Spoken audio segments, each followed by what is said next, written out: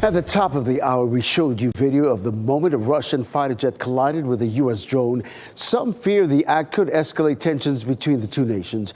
We're joined now by Simon Miles, assistant professor at the Duke University Sanford School of Public Policy.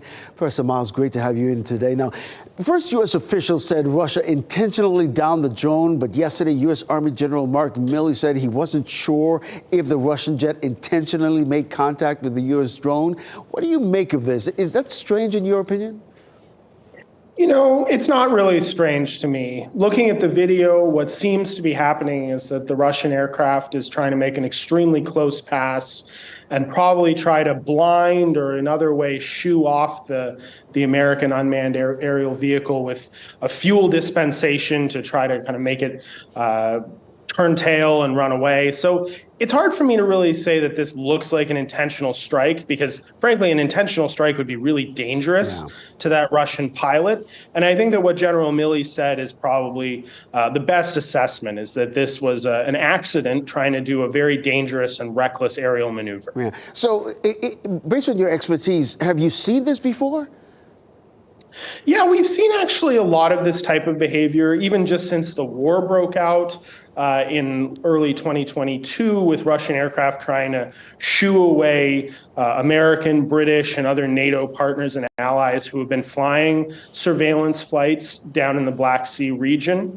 We've also, frankly, seen this level of unprofessional and reckless behavior over the skies, for example, of the Eastern Mediterranean, in their Syrian area of operations, on the ground in Syria with reckless driving, and frankly, the performance of the Russian Air Force throughout this entire invasion of Ukraine has been pretty abysmal, and that tracks with this error. So, you know, we know that relations between Russia and the U.S. all-time low right now. Does this situation escalate the risks of tension between the U.S. and Moscow in the Black Sea? You know, I don't think so. The Russians have claimed that they are closing that airspace because of their war. And of course, the United States and the rest of NATO, and frankly, the rest of the world, is not really interested in what Russia would like in order to most comfortably prosecute their illegal invasion of Ukraine. There were some phone calls, probably pretty frosty, between the Secretary of Defense and the Chairman of Joint Chiefs of Staff and their Russian counterparts. But frankly, this is a relatively minor accident based on foolishness, probably on the part of one Russian pilot who bit off more than his piloting skills would let him chew.